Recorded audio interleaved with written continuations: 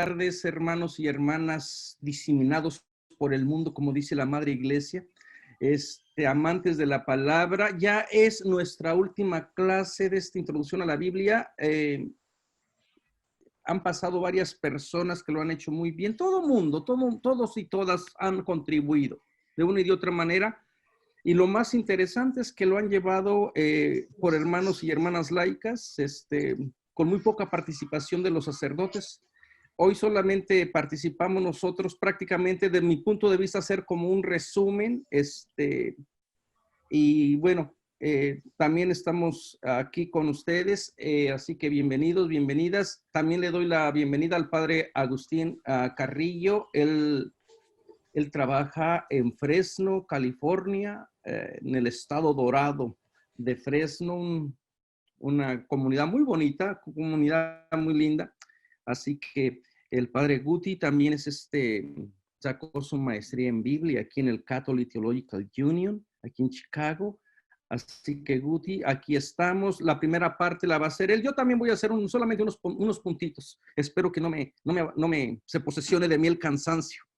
Así que, bueno, estamos aquí. Guti, te damos la bienvenida. Gracias por venir. Gracias por compartir tu sabiduría, Guti. Muy buenas noches a todos. Soy Agustín. Todos me conocen como Guti, originario de Chicago. Fue donde conocí a Manuel. Yo tenía como unos 20 años de edad cuando lo conocí.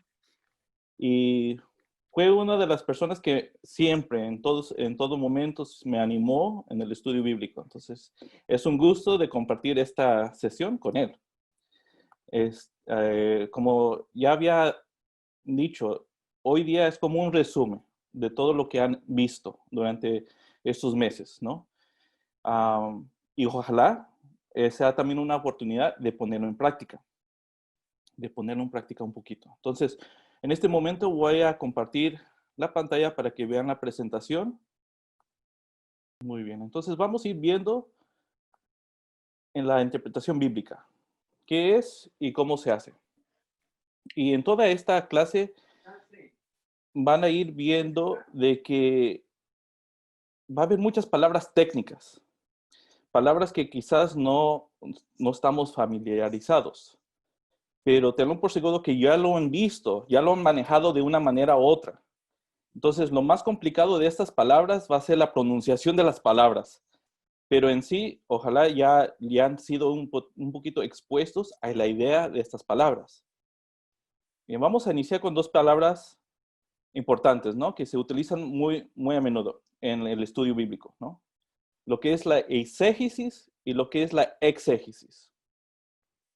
Nuevamente, son palabras complicadas para pronunciar, pero en sí, lo que vamos a ir viendo es que la palabra eisegesis es cuando metemos una interpretación particular a la Biblia.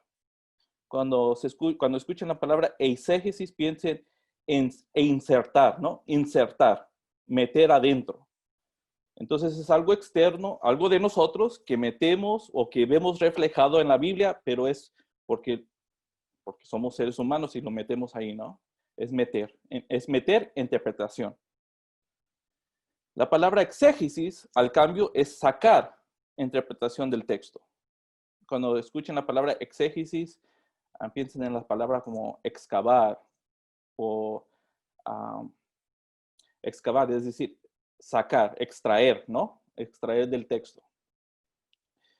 Entonces, estas dos palabras las vamos a ir viendo ahorita, profundizando en cómo, qué son y cómo se hacen, ¿no? Entonces, de primero, la eisegesis. Cuando estamos haciendo eisegesis, y todo el mundo lo hace. Todo el mundo lo hace especialmente cuando lleva la palabra a la oración o cuando uno está leyendo la palabra con una falta de tiempo, porque presionado de tiempo, no hay esa apertura para ir a profundizarlo. Y está bien, pero si estamos haciendo eisegesis, tenemos que saber que todo tiene su tiempo y su contexto, ¿no? Entonces, una de las cosas que uno se está preguntando cuando está haciendo exégesis es cómo estoy viviendo yo personal.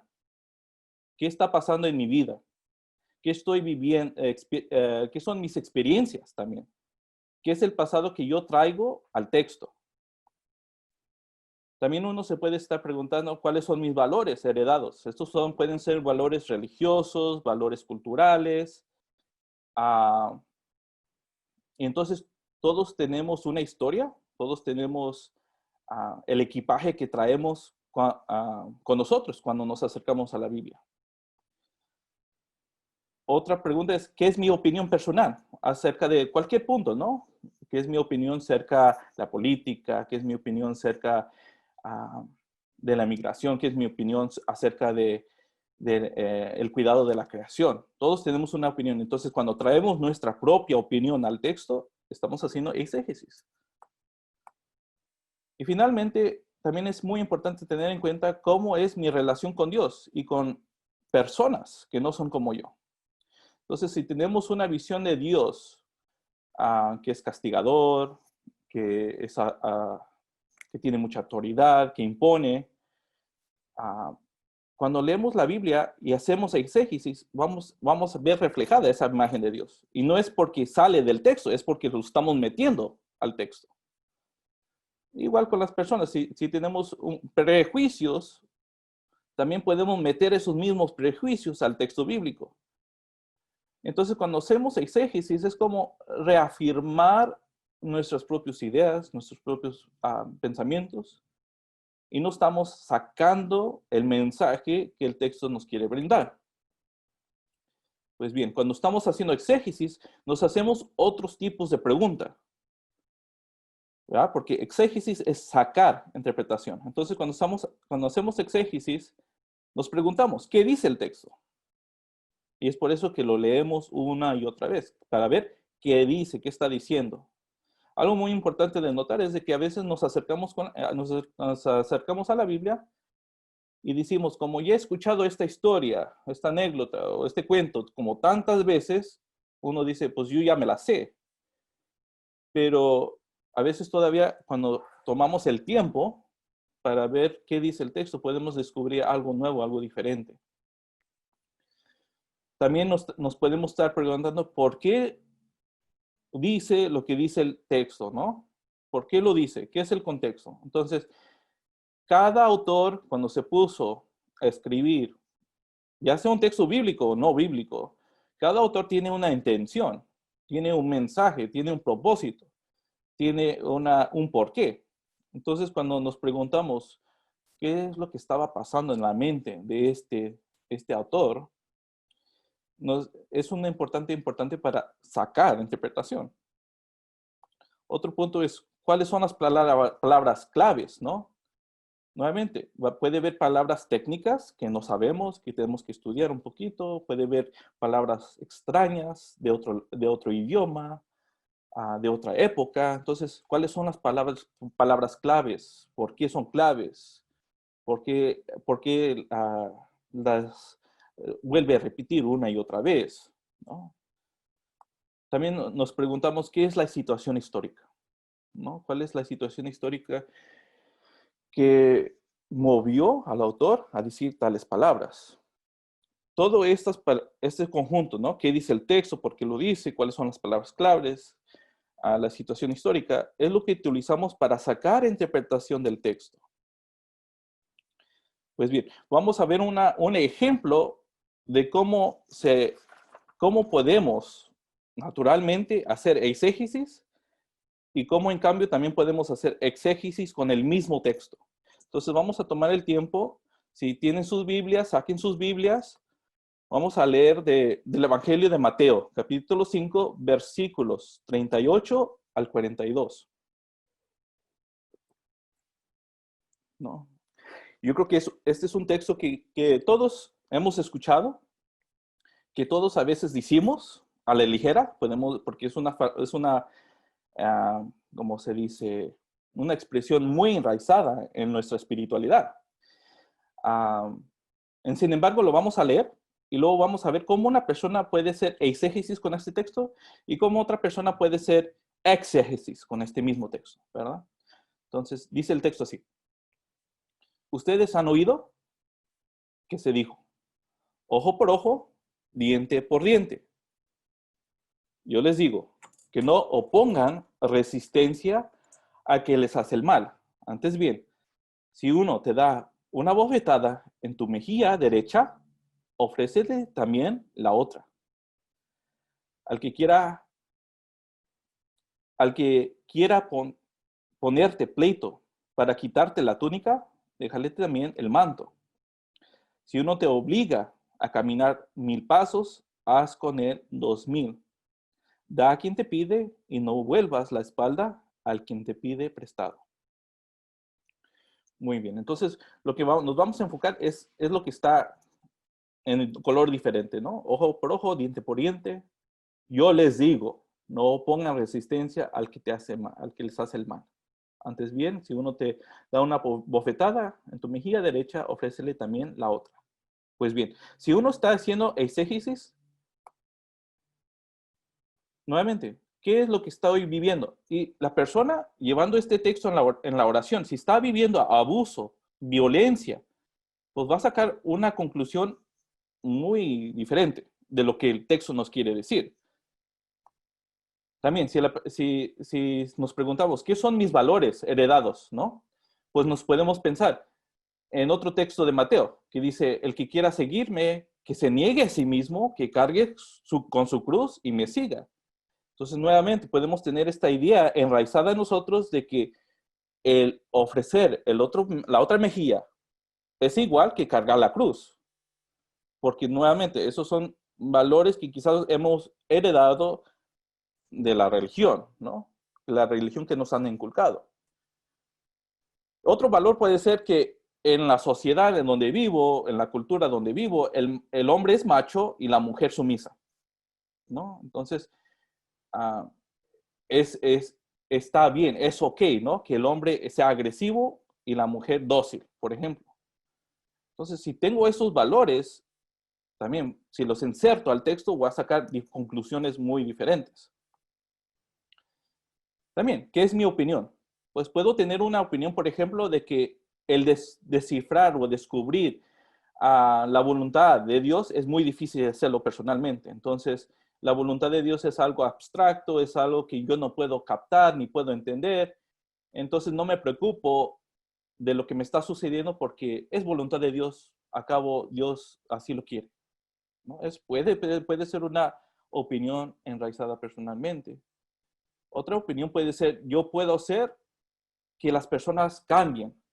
Si yo las amo suficiente, si yo los escucho suficiente, si yo soy paciente suficientemente con ellas, las personas pueden cambiar. Y a veces, lastimosamente, pues no es el caso. Porque nuevamente es una opinión. Y finalmente, si nos preguntamos qué es mi relación con Dios y con personas que no son como yo, podemos pensar que Dios me está probando. Dios es alguien que le gusta ver a qué límite me puede llevar. Le gusta ponerme en situaciones complicadas, difíciles, además para ver qué haría. Entonces, si tengo todas estas emociones, estos pensamientos, estos valores, y los llevo al texto, puedo sacar unas conclusiones muy, muy peligrosas.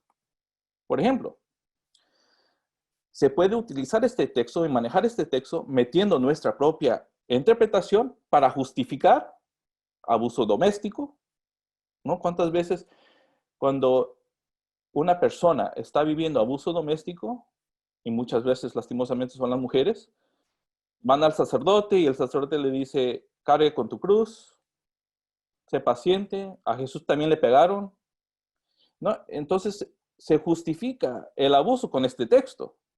O se justifica el racismo, ¿no? Simplemente porque no te respetan, porque no te dan tu dignidad, pues da la otra mejilla, porque es fácil, porque así nos dijo Jesús. Y no.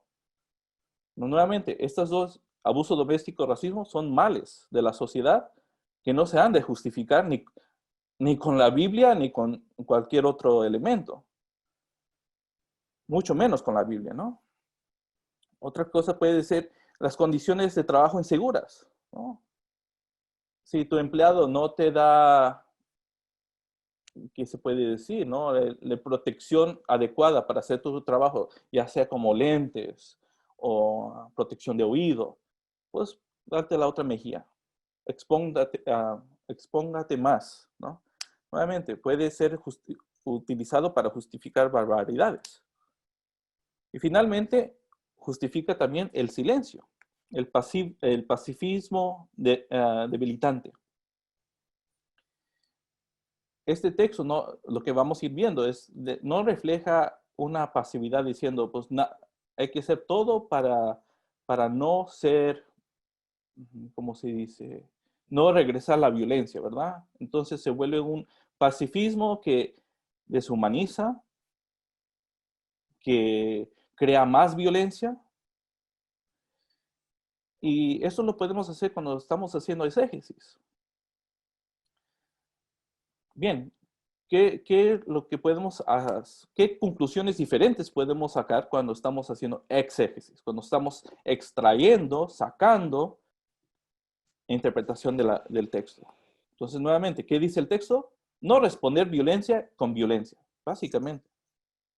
No responder violencia con violencia.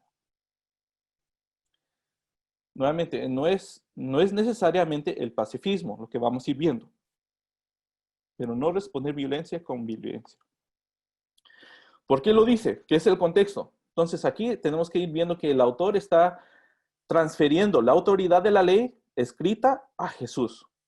Entonces, eso sucede en el Sermón del Monte. Este texto sucede en el Sermón del Monte, sucede cuando Jesús dice, ustedes han escuchado, han oído en la ley, pero ahora yo les voy a decir cómo se debe de practicar o cómo se debe de vivir, ¿no? Entonces, en su contexto, vemos de que está transfiriendo la autoridad de la ley a Jesús. Ya no es Moisés el que se sienta en el monte o el que da la enseñanza en el monte, ahora es Jesús. Ahora es Jesús, es el sabio. Ahora es Jesús. Jesús viene a reemplazar la Torá. No necesariamente reemplazar, sino llevar a su plenitud. Llevar a su plenitud la Torá, ¿no? La ley. Llevar a su plenitud. Entonces, si continuamos, vemos que también lo que está diciendo el texto es que la invitación no es violar la ley, nuevamente, porque el mismo Jesús dice, ningún fragmento, ningún renglón, ninguna raya de la ley va a ser ignorada. Entonces no viene a violar la ley, sino trascenderla para vivir radicalmente la voluntad de Dios. Entonces ese es el contexto, que esto todo sucede en el Sermón del Monte, ¿no? Que cubre el capítulo 5, 6 y 7 de Mateo. Entonces vemos que Jesús está con una nueva enseñanza. ¿Cuáles son las palabras claves? Pues nos podemos ver que aquí les puse un ejemplo de no opongan resistencia, ¿no? Que viene del griego. No opongan resistencia al que les hace mal. Esa misma fórmula también se ve en la primera carta de Pedro, capítulo 2, versículo 23. No opongan resistencia. Y cuando lo vemos en sus contextos, esta frase, ¿verdad? Esta frase en realidad quiere decir no tomar venganza de la misma manera. Entonces, no responder violencia con violencia es también no tomar venganza de la misma manera, ¿verdad? Entonces, si te golpean, no vas a golpear para atrás. ¿Qué es lo que vamos a hacer? Pues, ¿qué es la situación histórica? Pues tenemos que entender que en la cultura diestra, que es la cultura que utiliza mucho la mano derecha, una bofetada a una persona en la mejilla derecha se hace con la parte de atrás de la mano para una humillación. Esto se ve mucho en las novelas, ¿no? Cuando se da una bofetada, se da con la mano derecha, pero la parte de atrás para golpear la mejilla derecha de la persona, ¿no? Y se hace así, contramano, ¿no? Para un símbolo de humillación. Entonces, el dar la otra mejilla exige ser reconocido como igual. El dar la otra mejilla es decir, si me quieres pegar, pégame con tu mano abierta, ¿no? Pégame con la mano, con la parte de la mano que me has negado, ¿verdad? Entonces, si me niegas mi dignidad, ahora te voy a exigir que me la des, ¿verdad? Entonces, nuevamente, es una respuesta de la violencia, no con violencia, ¿no? Pero de una manera creativa, transformadora, trascendiente. ¿Qué conclusiones podemos sacar de este texto cuando hacemos exégesis? Pues el texto nos está retando, ¿no? A ser radicales primero, ¿no? De actuar de una manera que la cultura no nos enseña, de actuar de una manera que no se nos viene por naturaleza, ¿no? Entonces nos está invitando a ser radicales, a exigir que se reconozca tu dignidad, ¿verdad? Nuevamente. Es decir, te doy la otra mejilla, pero es para que me reconozcas. Es para que, uh, es para que me veas como igual, el tú por tú, ¿no? Y finalmente nos reta a ser trasladados a una nueva situación de posibilidades para el arrepentimiento y la reconciliación. Entonces, imagínate en una situación de la persona, ahora sí te doy la otra mejilla. Eso es poner a la persona en una situación desconocida. Y decir, ahora, ¿qué es la oportunidad aquí que me está brindando esta persona que se ofreció la otra mejilla? Pues está brindando la posibilidad de un arrepentimiento y de volver a establecer la relación quebrantada. Entonces, nuevamente, diferentes conclusiones que podemos sacar del mismo texto cuando hacemos exégesis, cuando metemos nuestras ideas al texto. En cambio, cuando sacamos del texto el mensaje, ¿no? Cuando hacemos exégesis. Ahora, nuevamente, aquí cabe de recalcar que el exégesis no es que es mejor que el exégesis, pero el exégesis no es estudio de la Biblia. El exégesis, cuando metemos nuestras ideas es nuevamente cuando normalmente por falta de tiempo o porque estamos orando con la Biblia, podemos llegar a conclusiones como, por ejemplo, es que aquí en este texto Dios me está diciendo tal cosa, ¿no? Un texto clásico es cara con tu cruz. Si quieres seguirme, ser mi discípulo, cara con tu cruz. Y muchas veces podemos decir, la cruz nuevamente. Se puede justificar, haciendo exégesis, se puede justificar el abuso, el racismo, la discriminación, el ser excluido, marginado. Y se puede utilizar ese texto para justificar esas cosas. Y sin embargo, cuando uno hace exégesis con el mismo texto, también puedes decir, yo veo que Dios me quiere decir que en esta enfermedad de cáncer, Dios quiere que lleve esta enfermedad con una actitud de buscar reconciliación, con una actitud de acercarme más a mi familia, y te puede llevar a hacer cosas bien, buenas también, la exégesis, ¿no? Porque llevaste al texto a la oración. Y sin embargo, cuando hacemos exégesis de ese texto de cargar con tu cruz, vemos de que cargar con tu cruz se refiere con la persecución de seguir fielmente a Jesús, es proclamarlo, es vivirlo, es comunicar la pasión, muerte y resurrección de Jesús. Entonces no tiene nada que ver con la enfermedad y no tiene nada que ver con el abuso doméstico, el racismo, nada de eso. Cargar con la cruz nuevamente es las consecuencias de seguir a Jesús. Entonces, sacamos ideas o conclusiones diferentes del texto si hacemos eisegesis, si metemos interpretación, o si hacemos exégesis, si sacamos interpretación. Entonces, eisegesis es proyectar sobre el texto lo que nunca pretendió decir, ¿verdad? Es lo que vimos, qué es lo que yo estoy viviendo, qué es lo que yo traigo al texto, que me mueve a sacar una interpretación que reafirma mis propios ideales o mis propios pensamientos. La exégesis también la exégesis no es tradición. La tradición no va en contra de la escritura. Entonces, eso es un elemento muy importante de qué tomar, porque en el libro La Biblia sin mitos, a una sección donde nos recalca el autor de que hay dos enseñanzas marianas que no están en la Biblia. Es la Inmaculada Concepción y la Ascensión al cielo, ¿no? Entonces, esas son dos enseñanzas marianas que hemos heredado de la tradición, pero no están en la Biblia. Entonces uno se puede preguntar, ¿entonces se está haciendo exégesis o exégesis cuando comunicamos o reafirmamos estas enseñanzas de la tradición? Y lo que nos recalca el autor es de que la tradición no va en contra de la escritura. Entonces, cuando hablamos de la Inmaculada Concepción, ¿a qué se refiere? Pues al pecado original. Y si nos remontamos al libro de Génesis y vemos qué es el pecado original, vemos que el pecado original no es más que el ser igual a Dios.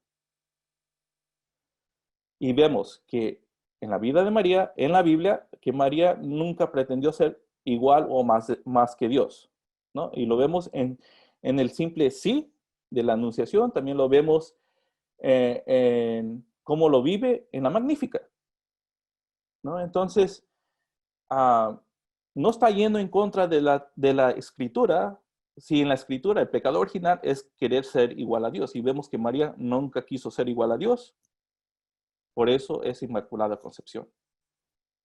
Por eso la tradición en ese aspecto no contradice la Escritura. La otra enseñanza, la Asunción al cielo, ¿verdad?, que no está en la Escritura, pero se puede deducir de que si se puede deducir con la resurrección de los creyentes. Entonces, si vemos que todos los creyentes esperan, anhelan y recibirán la resurrección, ¿por qué no María también? ¿Verdad? Entonces, nuevamente, estas dos enseñanzas de la tradición no van en contra de la Escritura. Entonces, la exégesis no es tradición, la exégesis es lo que uno proyecta. Es como verse en el espejo con la Biblia, ¿no? Uno se está viendo a sí mismo en la Biblia. La exégesis es descubrir lo que el texto nos quiere revelar. Nuevamente, eso es difícil de hacer, eso requiere tiempo y requiere paciencia, pero no es imposible. Entonces, les quiero dejar estas dos imágenes para que les ayude a tener en mente nuevamente lo que es la exégesis, ¿no? La exégesis, la interpretación extraída es, por ejemplo, cuando uno toma una foto de un escenario, ¿no? Y las toma en la misma hora, la misma hora del día. Entonces puedes tomar una foto y puedes captar el pasto, el árbol, los árboles y las montañas, incluso el cielo. Pero si te enfocas en un aspecto particular del libro, puedes enfocarte solamente en las montañas. En las montañas y el cielo, por ejemplo. Y aún, si aún te quieres concentrar un poquito más en el texto, puedes enfocarte en la pared, no, en la pared de la montaña, ¿no? En el cliff de la montaña. Entonces, nuevamente, cuando estamos queriendo sacar interpretación de la Biblia, nos podemos basar en todo el libro, nos podemos basar en un capítulo, nos podemos basar en un pasaje, en un versículo, incluso en una palabra. Porque todo elemento, desde lo más amplio, que es todo el libro, de todo un libro, a un capítulo, a un versículo, a una palabra, nos puede ir dando una interpretación, podemos sacarle interpretación a cada de esos elementos, ¿no? Y todo sucede dentro de un tiempo. También podemos ver que para sacar la interpretación, podemos verlo cruzando el tiempo, ¿no? En diferentes etapas. Entonces, esta es una misma imagen donde se toma durante la primavera, el otoño, el invierno y el verano, ¿no? Entonces, cómo el texto ha cambiado a través del tiempo, cómo el texto juega dentro de la historia, ¿verdad? Entonces, exégesis es sacar interpretación, hermenéutica, en cambio, es la herramienta para revelar y o el método de revelar. ¿Verdad? Nuevamente, estas son otra vez, aquí les incluyo otra palabra técnica, hermenéutica. Cuando piensen de la palabra hermenéutica, piensen en la palabra herramienta. Es cómo lo vas a hacer. ¿Cómo vas a sacar la interpretación? Entonces, si exégesis es sacar la interpretación, hermenéutica es cómo lo vas a hacer. Pero aquí cabe decir que muchas de las veces la exégesis se resume a esos dos puntos que les voy a compartir sobre es sincrónico y diacrónico, ¿no? Y la hermenéutica se limita a lo que es lo existencial. Pero vamos a ir tomando punto por punto, ¿no? Sincrónico quiere decir mismo tiempo, ¿no? Recuerden como la palabra sinónimo, mismo, ¿no? Sincrónico, mismo tiempo, dentro del mismo tiempo. Entonces, se puede ser la hermenéutica o el análisis literario. Y cuando uno hace un análisis literario, se está preguntando, ¿qué es la trama? ¿No? Si estoy en un evangelio, ¿qué es la trama? Se implica, ¿cuáles son los personajes? Bueno, está Jesús, están los discípulos, están los saduceos, los fariseos, los personajes. También y dentro de esa trama consiste un conflicto, ¿no? El conflicto es de que Jesús lo están reconociendo como hijo de Dios, o como la autoridad que resume o que aplica idealmente la ley, ¿no? Entonces, cada libro tiene sus personajes, tiene su conflicto, también tiene el tiempo en que sucede, ¿no? En el Evangelio, es una carta, todo tiene en mente un sitio y un tiempo. Cuando se ve estos elementos dentro de un texto, se está haciendo un análisis literario, ¿no? Porque se pregunta, ¿qué es la trama? ¿Qué es lo que está pasando? También un análisis retórico también puede suceder en el mismo tiempo, ¿no? Pero cuando uno hace un análisis retórico, uno se está preguntando, ¿qué se gana con decirlo? ¿No? ¿Por qué lo dice el autor? ¿Por qué utiliza esta palabra y no esta otra palabra? Y cuando se hace lo que es los retóricos, se vuelve mucho en la intención, ¿no? ¿Cuál fue el fin? Y dentro del mismo tiempo, uno también puede ser el análisis gramático. ¿Qué significan las palabras? ¿Cuáles son las palabras en el idioma original? ¿Qué querían decir entonces? Entonces, cuando se hace el análisis literario, retórico, gramático, estás usando el mismo tiempo, que es el tiempo del texto. Ya sea que sea cualquier texto que sea, estás usando el tiempo del texto, es un tiempo. Puedes ir viendo qué es la trama, qué es la retórica, por qué lo dice y qué significan las palabras. Cuando uno hace una exégesis, un estudio fuera o a través del tiempo, ¿no? Diacrónico es a través del tiempo, es como diagonal, ¿no? Que cruza tiempo. Uno puede verlo puede ser un análisis histórico, ¿no? ¿Qué fue lo que se vivió entonces? ¿Quién era el rey de esa época? ¿Quién era el emperador? ¿Cómo vivía la gente? ¿Qué era un trabajo típico de la gente? También se puede preguntar cuáles eran los imperios, los territorios en conflicto en ese tiempo. Entonces, se pregunta qué fue lo que se vivió.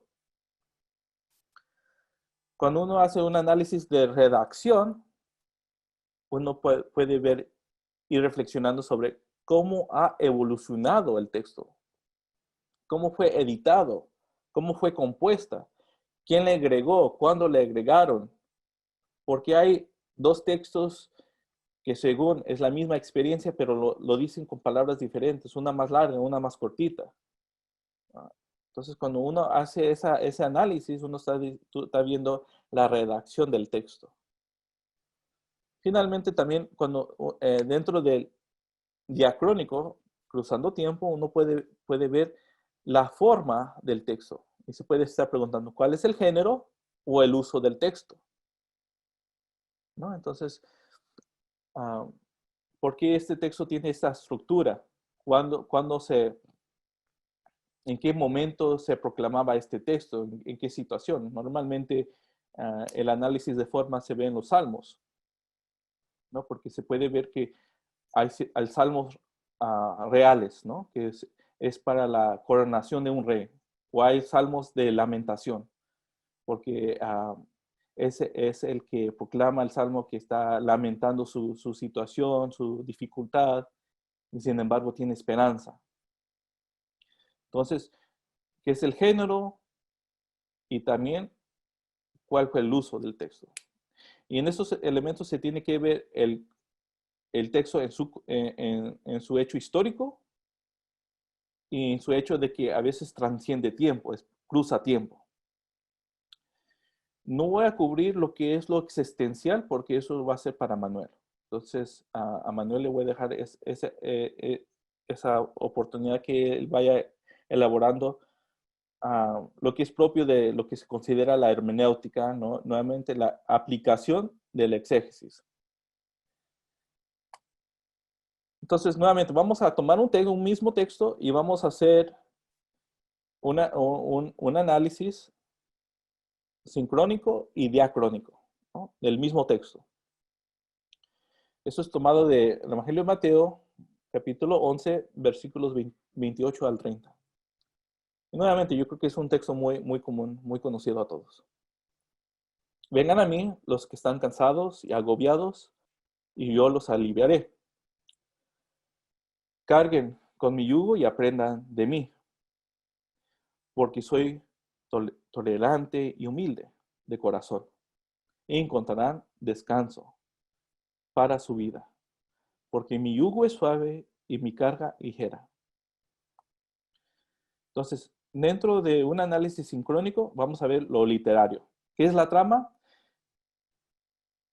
Tenemos que ver que este pasaje, este texto, sucede dentro del capítulo 11, y en el capítulo 11 le llegan dos discípulos de Juan a Jesús a preguntarle si él es el Mesías.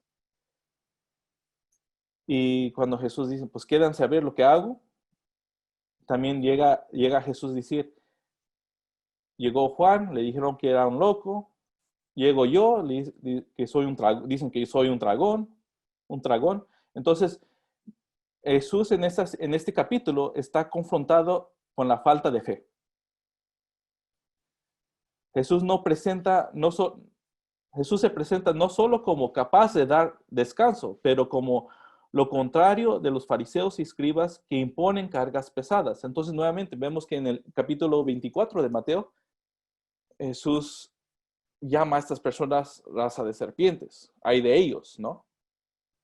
Entonces, todo esto está dentro de la trama, ¿no? Tenemos que entender de que Jesús está siendo cuestionado o hay falta de fe en las personas de él. Y también que rechaza todas las cargas impuestas de los fariseos y los escribas que dicen pero no practican. Entonces todo eso encaja dentro de la trama. Y como encaja dentro de la trama, es un análisis literario. Podemos hacer un análisis retórico. ¿Qué se gana con decirlo? Y lo que vemos es de que si Jesús es capaz de dar descanso, es capaz de salvar, es Salvador, es Mesías. Por lo tanto, cree. Entonces, esa es la retórica del texto. Si hacemos un análisis gramático, nuevamente, ¿qué significan las palabras? Podemos ver que la palabra aliviaré y descanso tienen como una raíz común. Y esa raíz común de la palabra griega da una connotación de salvar. Y esa palabra se puede ver recalcada o utilizada en Revelación, capítulo 14, versículo 13. Entonces la palabra que proviene de aliviaré, es muy similar porque tiene la misma raíz de la palabra descansar y tiene una connotación de salvar. Hoy día son muy común, ¿no? En las funerales, que descanse en paz. Así sea, ¿no?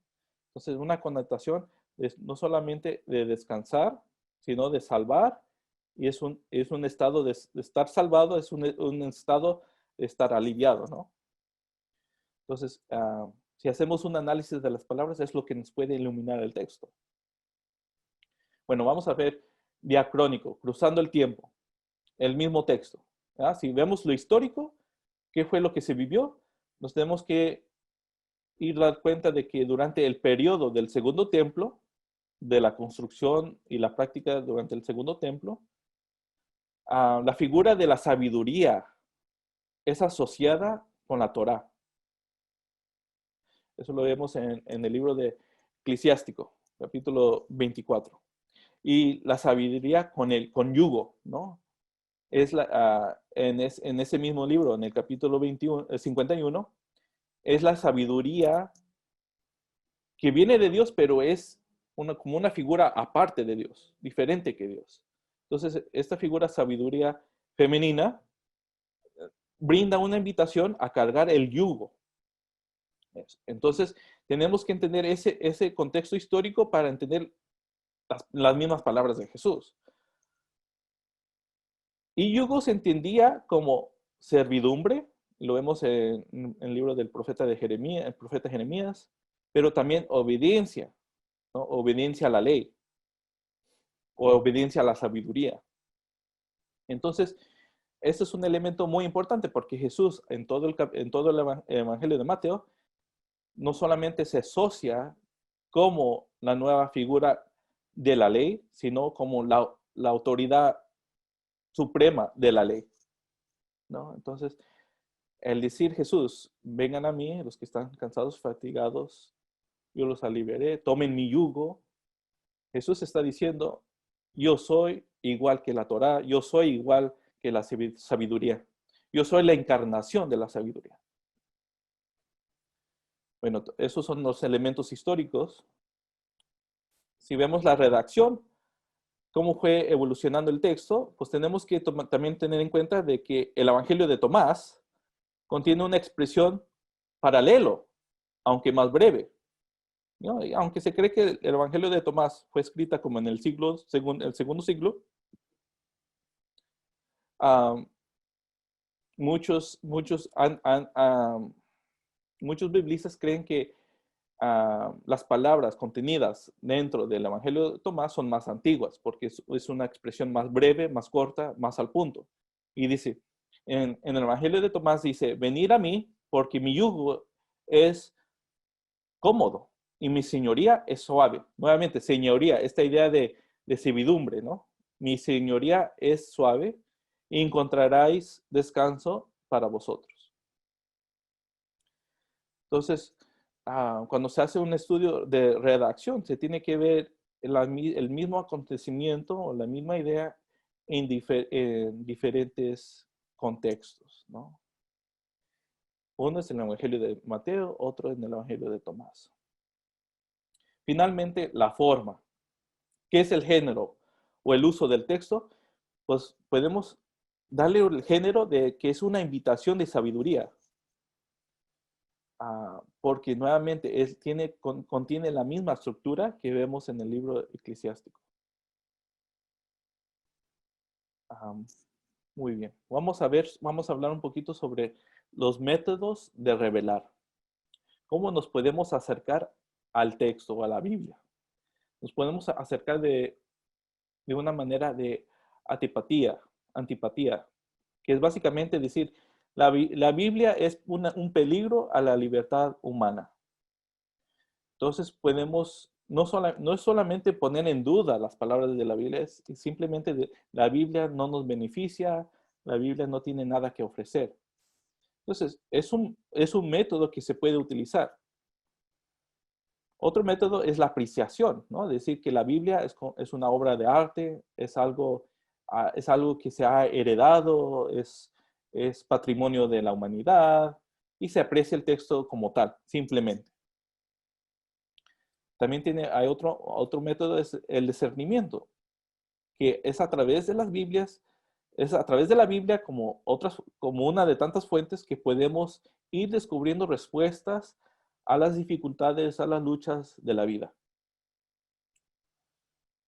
También podemos acercarnos con una actitud de sospecha a la Biblia, ¿no? De decir que la Biblia se ha utilizado por los poderes de autoridad, especialmente autoridad religiosa, para engañar. O no solamente para engañar a la gente, sino para manipular, ¿no? Entonces es acercarse con una actitud de sospecha al texto. Pero finalmente también es una de confianza, decir que la Biblia como palabra de Dios. La Biblia tiene algo de valor, algo de provecho. Entonces, estos son ciertos métodos que uno que puede ir asumiendo cuando se acerca a la Biblia. Todo eso lo que les he compartido no es, como le digo, no es invención personal ni de los biblistas. Esta en realidad es una invitación que nos brinda la iglesia, lo vemos especialmente en el texto de Dei Verbo. Y solamente les voy a leer algunos puntos del número 12 de Dei Verbo, que nos invita a investigar con atención lo que pretendieron expresar realmente los escritores, los escritores de la Biblia, ¿no? De ver realmente lo que querían expresar acerca de Dios manifestada con palabras de ellos, ¿no? La verdad se propone y se expresa de maneras diversas en los textos de diversos géneros, histórico, profético, poético, en otros géneros literarios también, según los géneros literarios usadas en su época. Tenemos que atender cuidadosamente tanto a las formas negativas usadas de pensar, de hablar o de narrar vigentes en los tiempos del autor, ¿verdad? Entonces, es la misma invitación de la iglesia de estudiar cuidadosamente la Biblia para ver y descubrir la intención del autor. Finalmente, el número 12 también nos dice, hay que atender no menos vigilantemente al contenido y a la unidad de toda la Sagrada Escritura, teniendo en cuenta la tradición viva en toda la iglesia. Entonces, nuevamente, como hemos visto, la exégesis no va en contra de la tradición. La tradición no va en contra de la Biblia. Entonces, pero la Biblia, cuando se hace exégesis, tiene también que tomar en cuenta la tradición. Es lo ideal. Bueno, ¿cómo podemos empezar a hacer exégesis? Si uno dice, pues yo no he estudiado, yo no tengo maestría, ¿cómo puedo hacer yo exégesis? No, sí pueden hacer exégesis. Les voy a dar unas sugerencias para tomar en cuenta, pero toma tiempo, ¿no? La primera es leer las introducciones y notas a pie de página. Cuando uno va a abrir el Evangelio de Mateo, pues leer el capítulo de introducción que la publicación de la Biblia ha dado, ¿no? Ahí muchas veces en las introducciones de la impresora de la Biblia, usted va a decir qué fue la audiencia para el libro, en qué época se cree que se escribió,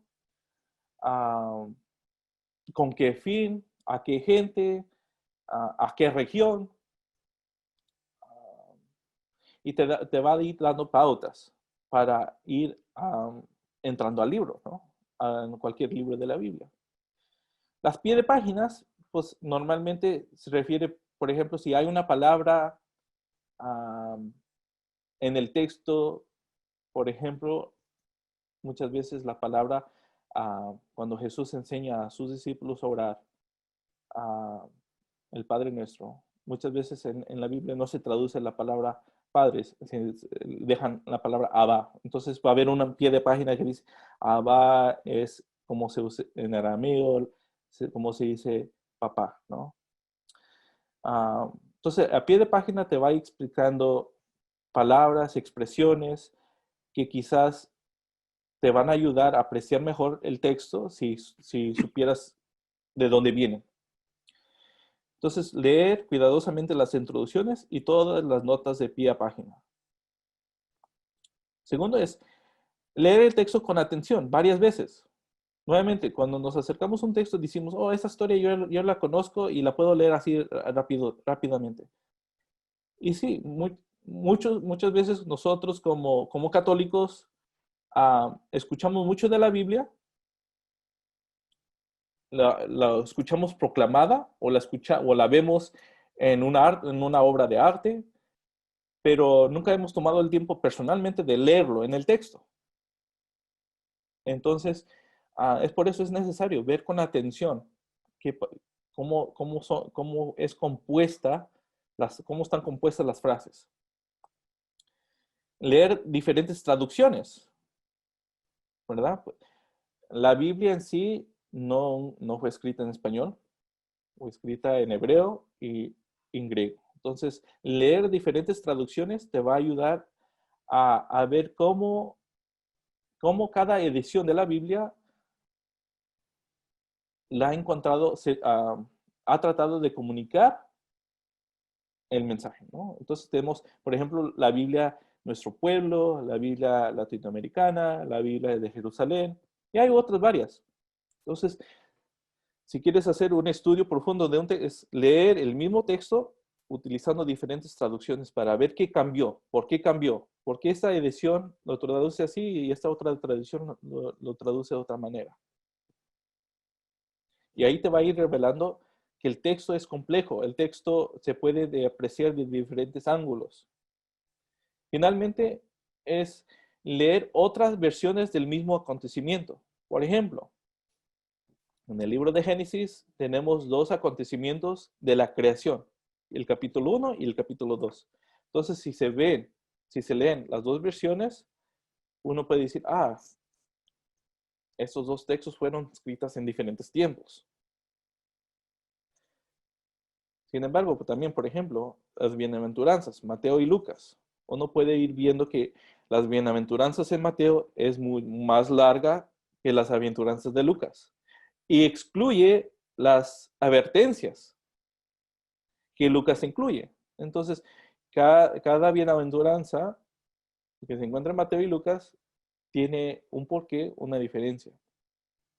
Ahí, cuando uno ve la misma el mismo acontecimiento en diferentes libros de la Biblia o diferentes partes de la Biblia, uno va a ir viendo que el texto ha ido evolucionando, ha ido cambiando, ¿no? Entonces, ahí se puede hacer como un estudio preliminar de la redacción. Muy bien. Esto es la presentación de la primera parte. Voy a parar la presentación y no sé si hay momento de preguntas. O las dejamos para después, para Después, muy bien. sí, para así tener todo, más bien un tiempecito para. Entonces, ¿Me puedes poner el de co-host, de co-anfitrión? Un momento, Manuel. Gracias. Gracias, Guti. Vamos a hacer nada más rapidísimo también.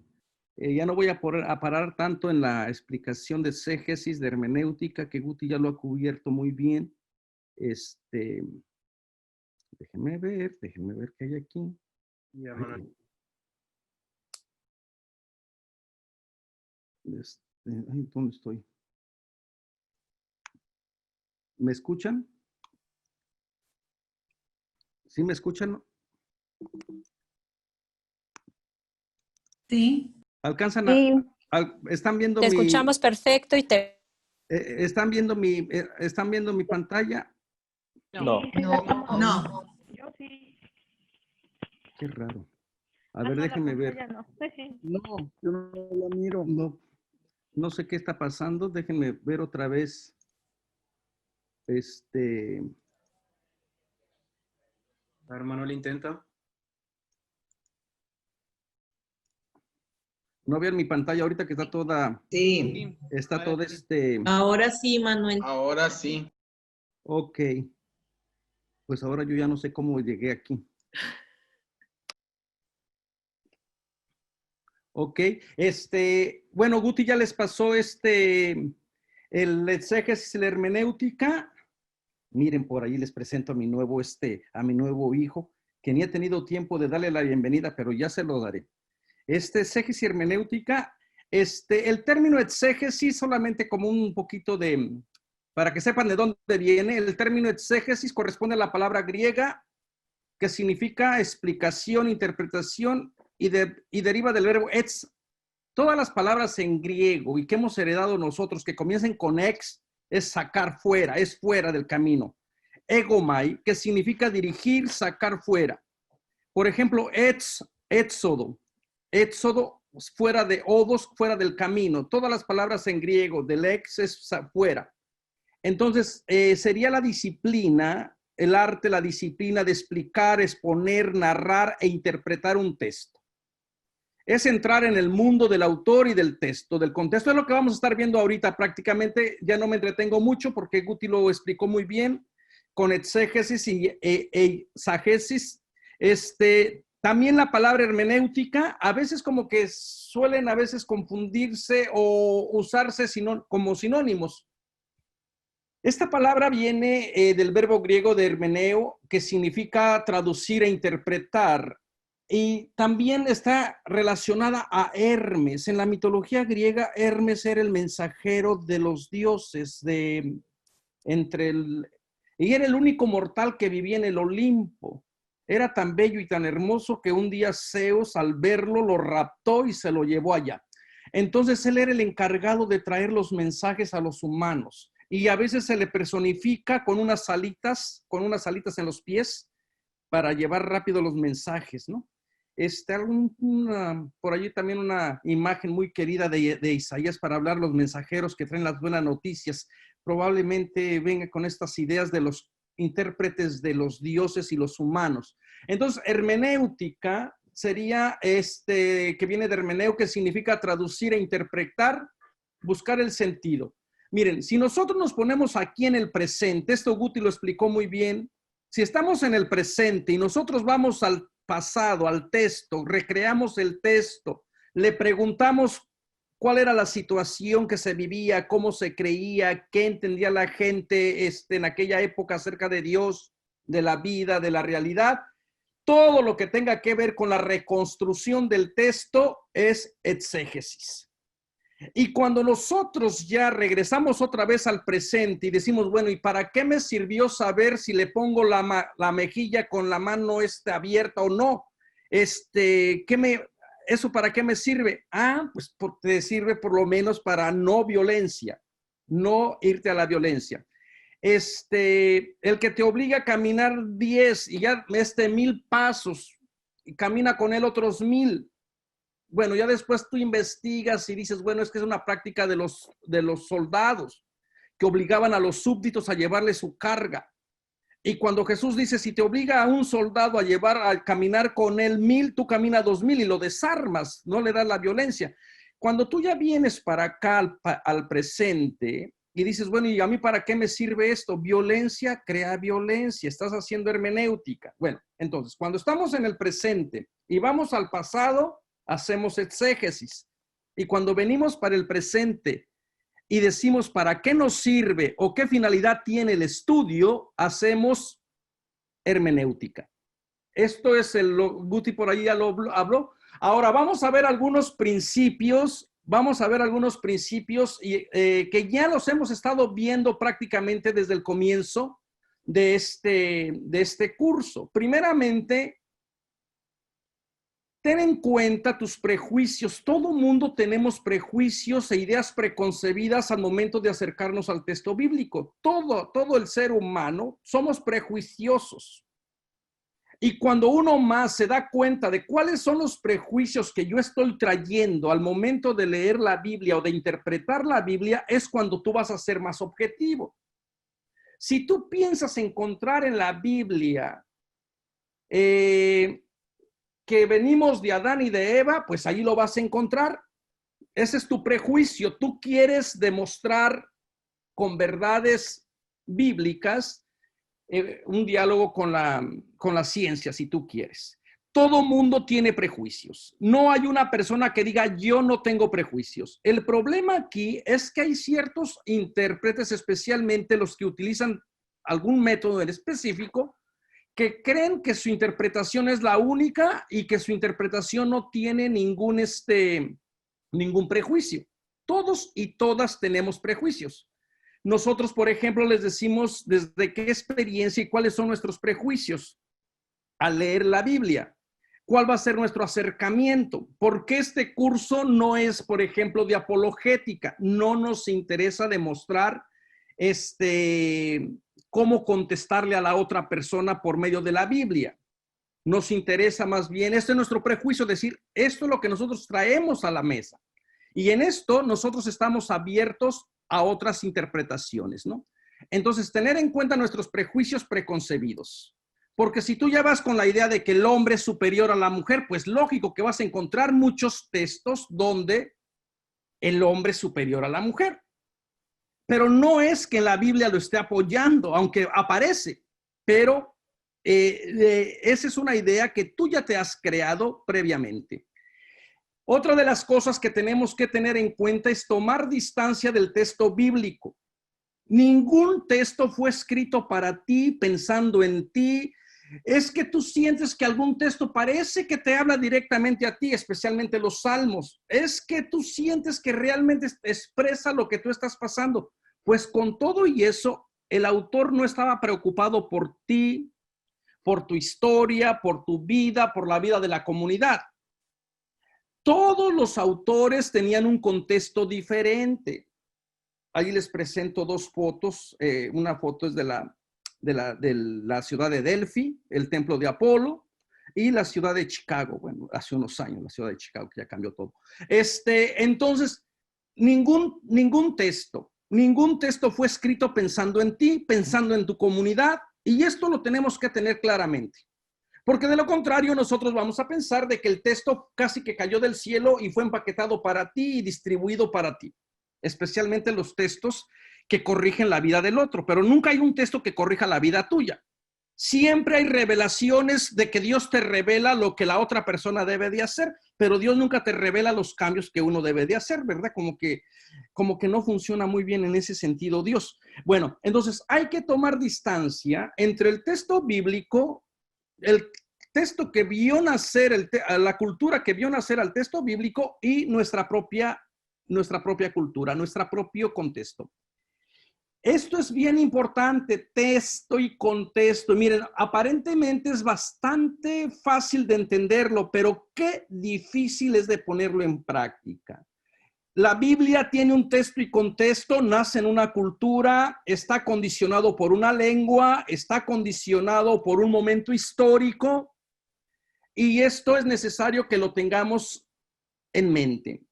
Porque tú no puedes sacar un texto que fue escrito hace 2000 y tantos años sin hacer ningún tipo de exégesis o de hermenéutica y presentarlo a la comunidad como si fuera un texto que apenas nació el día de ayer. Todos los textos tienen una historia y por eso tú no puedes sacar el texto fuera de su contexto, porque le vas a hacer violencia a la Biblia. Y esto es regularmente todo lo que las lecturas fundamentalistas, las lecturas apologéticas hacen. Te sacan un texto fuera de su contexto y te lo quieren aplicar a una realidad como si ese texto hubiera sido una verdad eterna, o hubiera sido un texto prácticamente que no ha sufrido a través de la historia, a través de los siglos, que no se ha enriquecido. Entonces, tener siempre en cuenta el texto y contexto. Porque como dice el sabio refrán, el texto sacado de su contexto se convierte en un pretexto. La otra cosa que tenemos que tener en cuenta, evitar la bibliolatría. No adores a la Biblia. Aquí dice, yo me inclino hacia ti, oh gran libro, lleno de sabiduría. Y la Biblia le contesta, no me mires a mí, yo no te puedo salvar. La Biblia no salva. No podemos adorar la Biblia. La Biblia te habla acerca de Dios, pero la Biblia no es Dios. Y entonces también tenemos que tener esto bien en claro. Porque hay gente que anda con la Biblia para arriba y para abajo, la Biblia y la Biblia y la Biblia y la Biblia, y le da de bibliazos a la otra persona que no piensa como él o como ella. Entonces, evitar la bibliolatría. Esta es una idolatría nueva. Por eso es que no nos podemos inmolar por la Biblia como lo hacen, por ejemplo, ciertas personas de los musulmanes, ¿verdad? Porque el libro del Corán es un libro preciosísimo también, y no todos los musulmanes se inmolan por el libro, se sienten ofendidos por el libro, pero hay ciertos grupos radicales que sí se inmolan por el libro porque se sienten ofendidos cuando el libro, por desgracia, se toma broma, se toma caricatura. Entonces, el libro merece respeto, pero nunca va a ser el fin. Nuestro fin es Dios. El libro es un medio para llegar a Dios. Y así como Dios tiene muchos medios, bueno, la Biblia es uno de otros. Otra de las cosas, ten en cuenta y en mente que muchos principios, muchas leyes fueron promulgadas en diferentes circunstancias, en diferentes momentos, que no son las mismas que estamos viviendo. Por ejemplo, esta foto, una foto ya muy antigua de una amiga mía que se reunieron todas las Cristian de la Rosa, por aquí está. Se reunieron las mujeres para hablar de la Biblia, como en el 2016, no, el 2006. Y tratar de ver cómo acercarse y cómo también hacer la Biblia propia de la mujer, cosa que nosotros también estamos haciendo. Ok. Y en el otro lado, fíjense, tenemos, hay una cueva del siglo IV en la ciudad de Éfeso, que se ha encontrado hace como unos 20 años. Y en esta cueva se presenta, en el fresco, tenemos la figura de Agia Tecla y Agios Paulos, San Pablo y Santa Tecla. Y hay todos los hechos de Pablo y Tecla, donde parece ser que en algunas comunidades fueron recibidos como escritos, inspirados, donde la protagonista es Tecla. Y en este fresco, fíjense, Pablo y Tecla, los dos tienen su mano en símbolo de autoridad. En la iconografía clásica, el hecho de que tengan con la mano levantada y en esta postura significa autoridad, significa dignidad, significa respeto. Esto es como... en esta iconografía significa que la mujer y Pablo están a la misma altura, pero no sabemos en qué momento alguien le raspó los ojos a Tecla y también la mano a Tecla, porque desde el punto de vista de esta persona o de este grupo de personas, era imposible que una mujer estuviera a la misma altura de Pablo, ¿no? Estuviera con la misma dignidad, con la misma autoridad. Este fresco se encuentra, les decía, en la ciudad de Éfeso, siglo IV. Nos habla entonces todavía del inicio del cristianismo, donde todavía la comunidad posiblemente guardaba la memoria del liderazgo de las mujeres. Entonces, cuando les digo que tengan en cuenta que muchas exhortaciones, muchos textos que se escribieron en la Biblia fueron fundamentados en un contexto diferente, en una cultura diferente, pues también la ley cambia, la sociedad cambia. Cuando ustedes compren mi libro y aprendan en mi libro que cuando dice el pastor, no le permito a la mujer que enseñe, que obedezca al marido, que no se vista con peinados, con vestidos ostentosos, sino con como requiera la mujer que se profesa de ser cristiana, con las buenas obras, que se vista de silencio. Cuando el autor está diciendo que no le permite a la mujer que enseñe, está diciendo en este momento año 90, no le permito a la mujer rica de Éfeso que enseñe. No está diciendo no le permitiré nunca, bajo todas las circunstancias, bajo ningún lugar, que enseñe. ¿Por qué? Porque esa ley está limitada por un contexto y tenemos muchas otras historias donde las mujeres enseñan, las mujeres evangelizan, o cuando en el libro de la ley del Antiguo Testamento, de las Escrituras hebreas, se pone tantas en cuestión, por ejemplo, de pureza. No comerás este animal porque es impuro. Y tú dices, bueno, ¿por qué lo dirá? ¿Cuál era el contexto? Clasificarás a tus animales en puros e impuros. Y entonces el autor comienza a hacer una clasificación de los cuales el pueblo de Israel los puede considerar buenos para comer o para el servicio. Y claro, esos son los animales que van a ser puros. Y los animales impuros que causan confusión van a estar desclasificados, ¿no? Así que, por ejemplo, el murciélago, no se sabe si es murciélago, si es rata. Impuro, causa confusión. La rana René respira y anda debajo del agua, también impura. Entonces todas las reyes que nadie sepa qué hacer con ellos, pues las van a clasificar de esta manera porque esa era su cultura. El marrano, el chancho, el cerdo, el puerco, como ustedes le llamen, no lo comerás. ¿Por qué? Porque lo comiste y la gente se empezó con un entripao de Dios Padre y Madre y acabaron medios muertos. No te metas con este animal, ni con el burro. ¿Por qué? Porque son los animales de trabajo, tienen cuestión práctica. Ahora, que tú quieras poner una ley de hace 2000 y tantos años y ponerla ahorita en el contexto, pues prácticamente lo que estás mostrando es que para ti la Biblia no ha sido transformada por la cultura, por otras leyes, por otras preocupaciones que tenemos.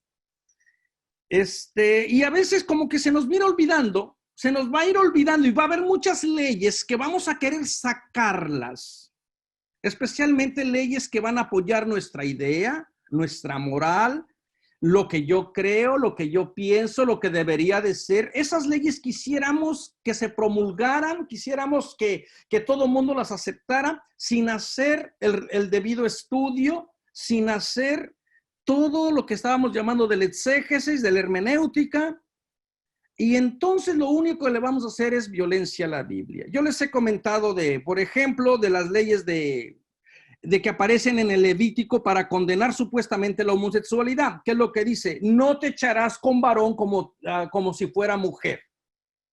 Esto es cierto, está la ley. Y les decía que hace algún tiempo una persona me decía: mire, padre, me acabo de tatuar ese versículo porque esto es lo que Dios condena y eso es una aberración. Le dije: mira qué interesante, porque 2 versículos adelante condena con la pena de muerte al que se tatúe el cuerpo. Entonces, ¿aceptas una ley o las aceptas todas? Siempre tienes que comenzar a buscar cuál es el sentido de la ley y cómo esta ley puede ir funcionando. Tú no puedes agarrar una ley que te ayude a fomentar tu prejuicio o tu creencia o tus valores y olvidar otras. O las agarras todas o no agarras ninguna. Entonces somos bien selectivos a veces en el momento de acercarnos a ciertas leyes, a ciertas exhortaciones. Si yo les digo a ustedes de que la mujer es la causante de todos los males, de que pobre del hombre, cómo sufre por la mujer, todos los hombres me van a dar la razón, especialmente los que están casados. Y si tú le preguntas a la calle, ¿quién pecó, la Eva o el Adán? Ay, no, esa Eva. Bueno, pero eso son todas ideas preconcebidas. Ve al texto, léelo diferente, haz tu estudio de exégesis y a lo mejor vas a tener nuevas luces. Pero para eso hay que desmontar todo lo que hemos aprendido.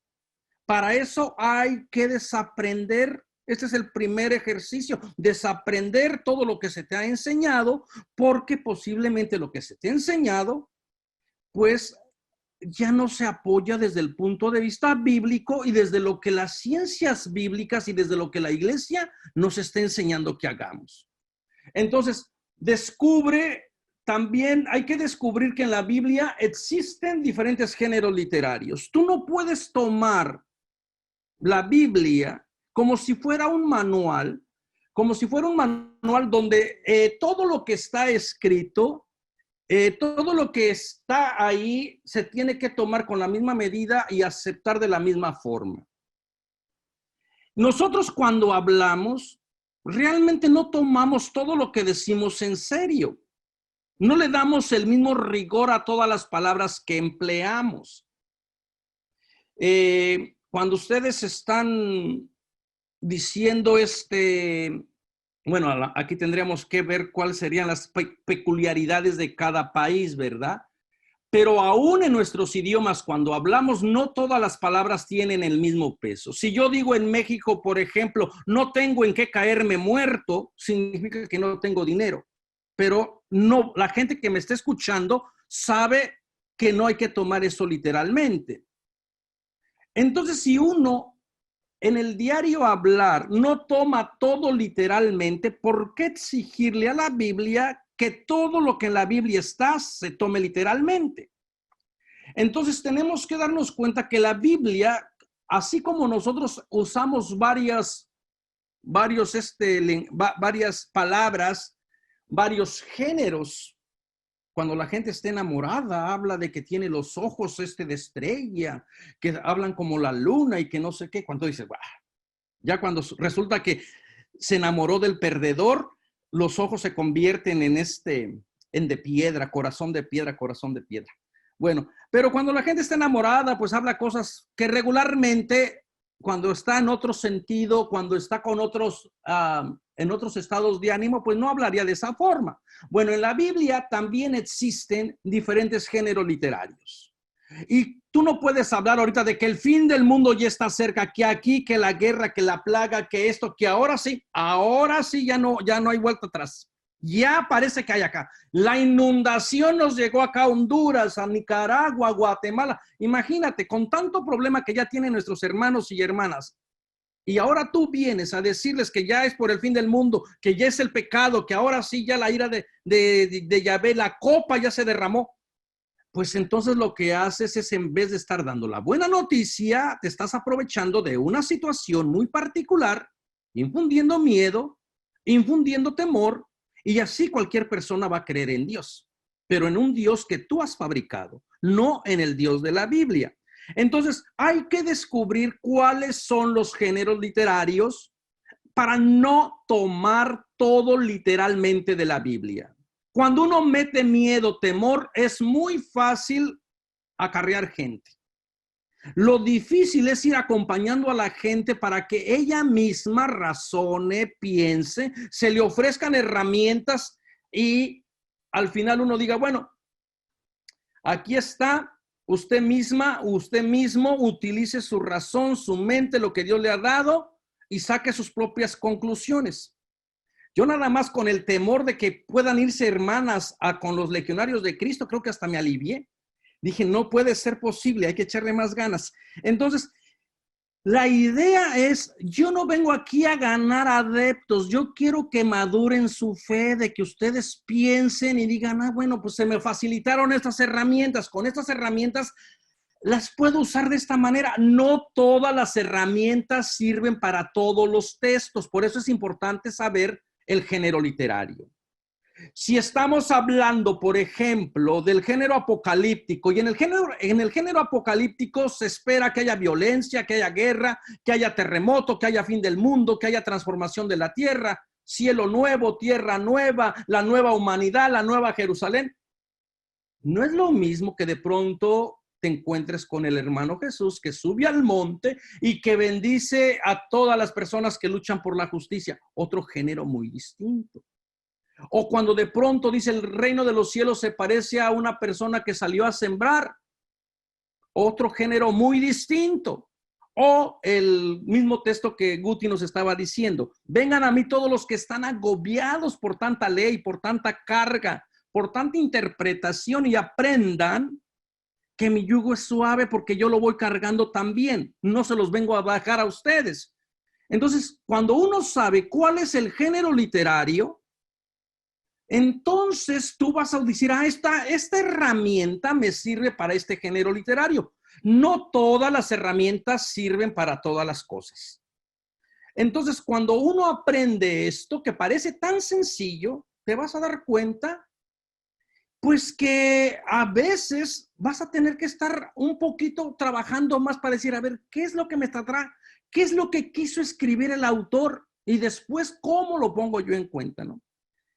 Evite el anacronismo al hablar del texto bíblico. ¿Cómo puedo evitar el anacronismo? Si anacronismo es fuera de tiempo, fuera de lugar. Si yo les digo, ustedes no le pueden pedir a la Biblia que te diga sobre el COVID. ¿Por qué? Porque el COVID es una enfermedad moderna, nueva, que apenas apareció.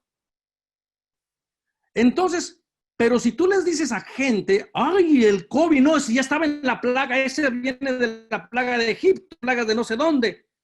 A ver, espérate, esto es abusar de la Biblia. La Biblia no habla del COVID. Lo mismo también si tú quisieras, a ver, si le cae a la computadora el virus o no sé qué. Tú no le puedes, la Biblia no es un manual. La Biblia no fue su intención dar respuesta a todos tus problemas, a todas tus inquietudes. Entonces, se necesita, ver y evitar ese tipo de lecturas porque hacen mucho daño.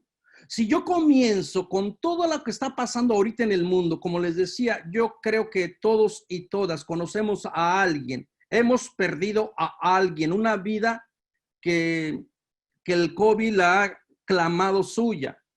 Y nosotros venimos que el COVID es creado por Dios y que es de la plaga, pues nuevamente, en vez de darle esperanza a la gente que se está preguntando, ¿por qué me pasó a mí? ¿Dónde está Dios en esta tragedia? Pues es otra vez aprovecharnos de la gente. Y en vez de estarle ayudando a reconciliarse, a buscar a Dios aún en el dolor y en el sufrimiento, lo que estamos haciendo es infundir miedo y hablar de un Dios que no es el Dios de la Biblia, ¿no? Entonces yo creo que esto es lo que tenemos que tener bien presente. No absolutizar un texto bíblico. Cuando la gente dice es que aquí dice, aquí está. Recuerda que la Biblia tiene muchas voces. No hay un solo representante de la Biblia que diga, yo tengo la verdad absoluta. Y claro, cuando hay gente que escucha esto, dice, entonces no tenemos la verdad absoluta en la Biblia.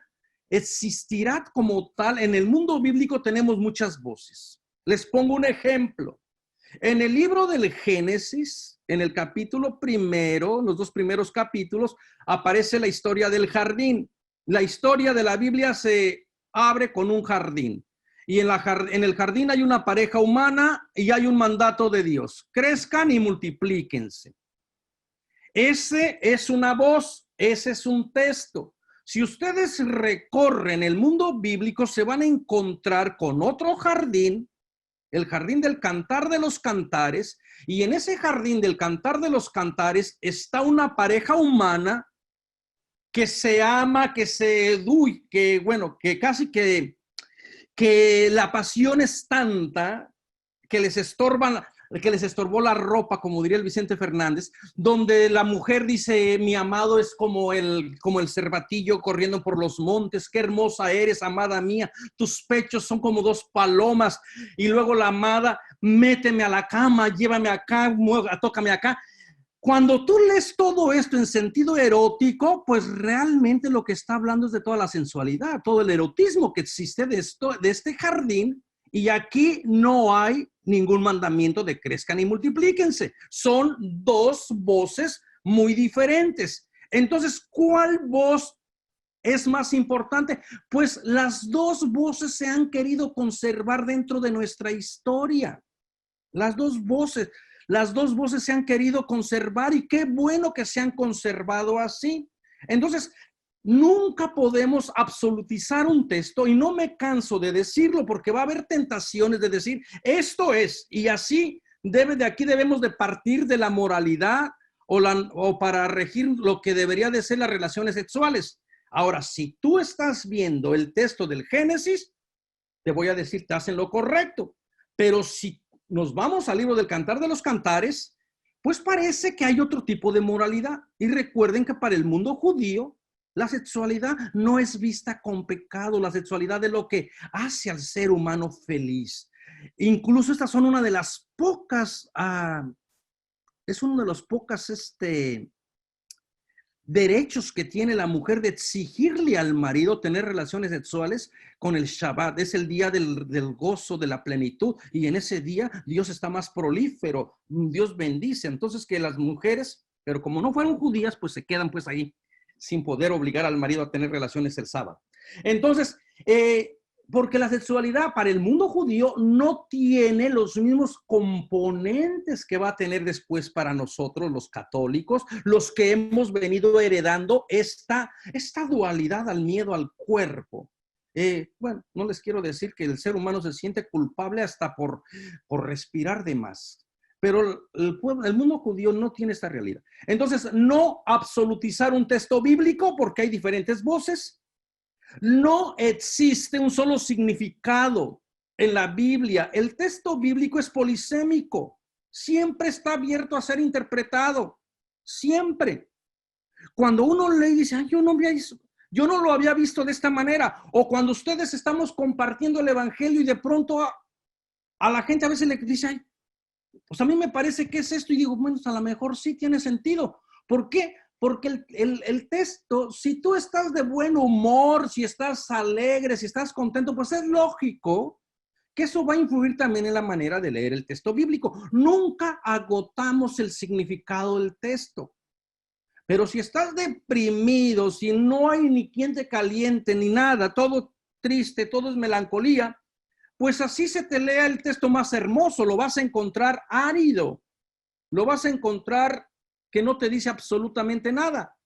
Por eso es que a veces en los textos, y esto es el problema para los que predican el evangelio, hay evangelios que son muy áridos, que uno tiene que hacer circo, maroma y teatro para encontrarle un poquito la alegría del evangelio. En cambio hay otros que son más fáciles, pero nunca se agota el sentido del texto bíblico, ¿no? Entonces, eso es lo que tenemos que tener en cuenta. El texto siempre está abierto a ser reinterpretado. Bueno, de todo esto, cuando yo me acerco a la Biblia, ¿cómo es que yo particularmente me acerco al texto? ¿Cuáles son mis prejuicios que yo tengo o que yo traigo a la hora de leer el texto bíblico?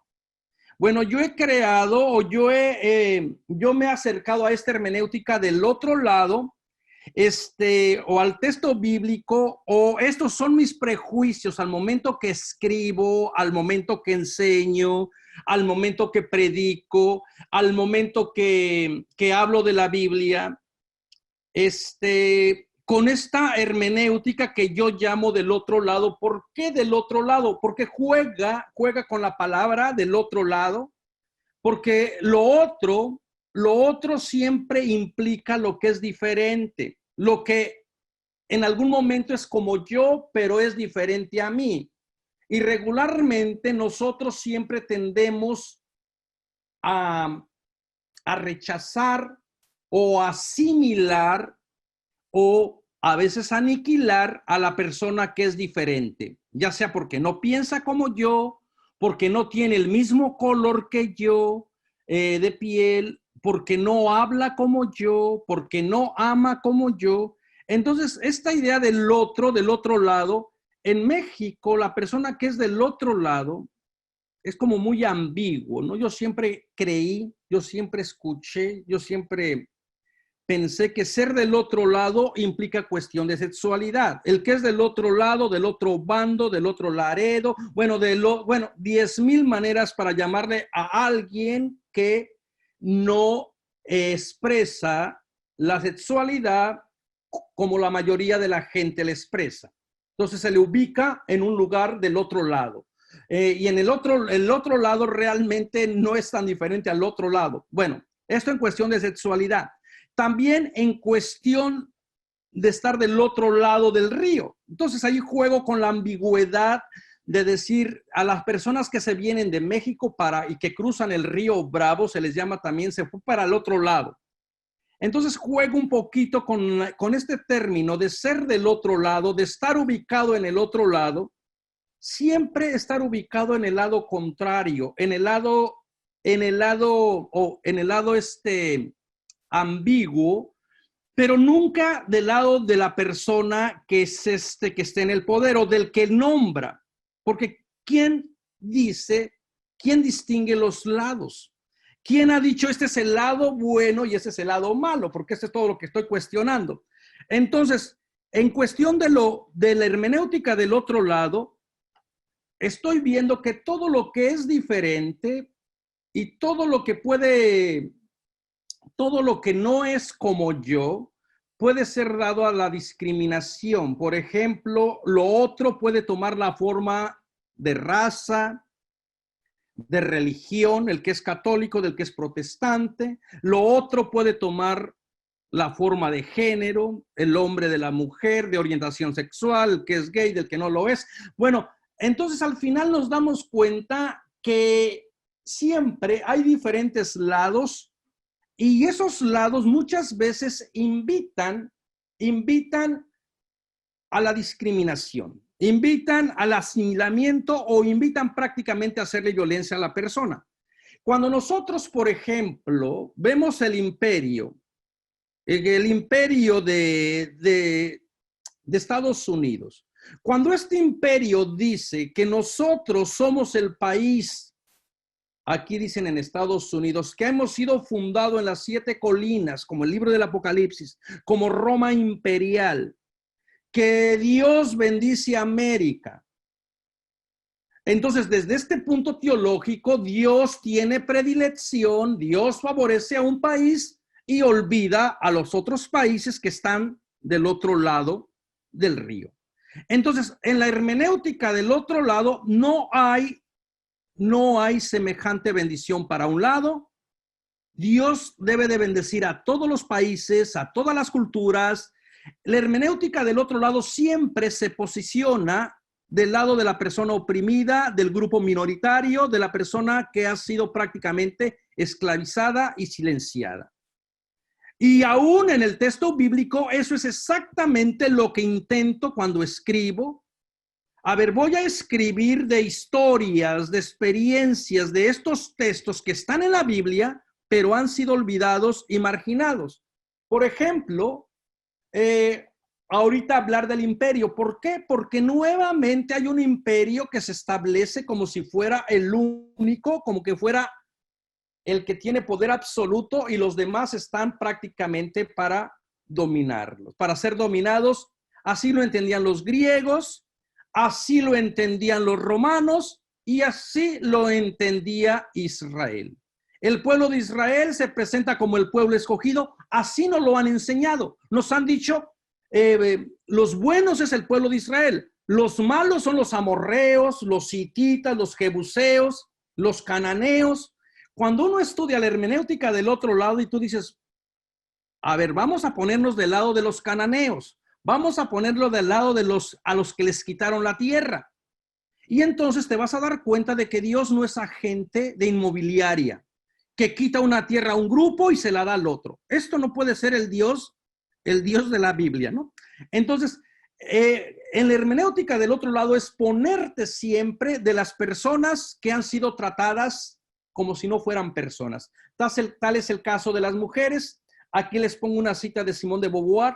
Si ustedes nunca han leído a Simone de Beauvoir, léanla por favor, porque ella prácticamente fue la que vino a desmontar todas estas categorías de cómo se construye la mujer. A la mujer que no piensa por sí misma, la mujer que no tiene voz, la mujer que es lo nada, la mujer que es lo otro. En cambio, el hombre es el que razona, es el que piensa, el hombre es el que decide. Entonces, la mujer a través de la historia también ha sido silenciada con el beneplácito de la iglesia y de la Biblia. Entonces, en una lectura del otro lado, tenemos que ponernos en la historia de las mujeres. Tenemos que irnos del lado del sufrimiento que lecturas machistas han causado a la mujer, ¿no? Bueno, ahí les ponía un poema de Sor Juana Inés de la Cruz. Y ahora también estamos incorporando del otro lado a la comunidad LGBTQ, porque también a través de los discursos, a través de las prédicas, a través de las enseñanzas, pues nos damos cuenta de que a estos hermanos y hermanas prácticamente les hemos tratado como si no existieran. El discurso profético en defender la dignidad de toda persona parece que nos lo han ganado los derechos humanos, otros colectivos, menos la iglesia. Entonces, una lectura del otro lado es ponerte desde la experiencia de hombres y mujeres que a lo mejor no responden a las expectativas de vivir o de expresar su sexualidad. Por ejemplo, ahorita, cuando uno relee la Biblia, ahorita acabo de terminar un capítulo sobre el joven que lleva que corrió desnudo en medio de la noche. Siempre ha estado allí ese texto, ahí en el Evangelio de Marcos, pero nunca la gente lo ha visto. ¿Y qué pasaría si esa persona sería una persona que no puede demostrar su masculinidad? Primeramente aparece medio de soldados, medio desnudo, corre desnudo, y en vez de enfrentarse como un hombre a los golpes, en vez de traer espada, trae una túnica muy lujosa que era propio de las personas afeminadas. Entonces estoy argumentando que probablemente en el movimiento de Jesús hay personas afeminadas y que parece ser que a Jesús eso no le importó demasiado. Entonces esto es leer el texto desde el otro lado. ¿Que tengo 100% la seguridad? No. Pero díganme, que hay una persona y que con todo respeto les diga que todos sus escritos tienen 100% que lo que escriben es verdad. Si la persona es honesta, les va a decir que no. Porque tenemos 2000 y tantos años que nos separan de interpretación, de edición, de retrabajo. Y entonces, ¿qué es lo único que nos queda? En ocasiones acercarnos al texto bíblico con mucho cuidado, con mucho respeto, pero también con la certeza de que en ocasiones no tenemos toda la certeza, ¿no? Los esclavos también, personas que han sido como del otro lado, personas que no han sido catalogadas como humanos. Y esto también desde el punto de vista bíblico ha servido para legitimar la esclavitud. Con los textos estos horribles de esclavos obedezcan a sus amos. Bueno, y las personas de aquí de Estados Unidos que saben lo que es la esclavitud, saben lo que significan estos textos de violencia. Entonces, una lectura del otro lado es ponerse en el lugar de la persona esclava, en el lugar de la persona que se le ha cometido ese atropello.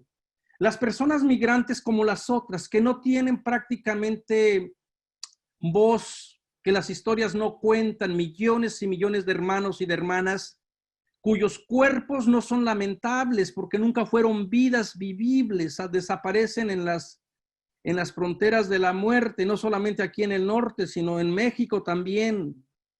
Y bueno, le llena a uno de tristeza ver cómo nuestro país de México trata también a nuestros hermanos y hermanas migrantes que vienen de Centroamérica, de Sudamérica. Exigimos acá respeto para los migrantes y somos la peor frontera para ellos y para ellas. Y esta xenofobia se va engendrando y uno se queda de verdad impotente porque cualquier vida que se pierde es una vida que clama la presencia de Dios. Entonces, una lectura del otro lado tiene que hacer la causa del migrante nuestra propia causa, tiene que ser la propia de la causa de todas las personas que no tienen voz, nuestra propia voz, ¿no? Las personas negras, miren, estos espectáculos, ustedes pueden pensar que es de película, los linchamientos de los negros, la gente blanca que acudía. Tú puedes decir, ay, no, pues pasó hace miles de años. No, 50 años, donde la gente todavía iba, todavía hay personas afrodescendientes, que sus padres fueron linchados posiblemente, que vieron de niño esto. Por eso el teólogo James Cone siempre está haciendo biblista, está haciendo una relectura de la cruz y el árbol del linchamiento. O sea, ver como que Jesús también linchado, como una persona del otro lado, una persona totalmente violentada, un cuerpo expuesto, un cuerpo que fue totalmente vulnerable, ¿no? Entonces, una lectura del otro lado es ponerse en el lado, por ejemplo, ahorita estoy con la historia de Jesús. ¿De verdad Jesús tuvo una sepultura digna? Muy probablemente no.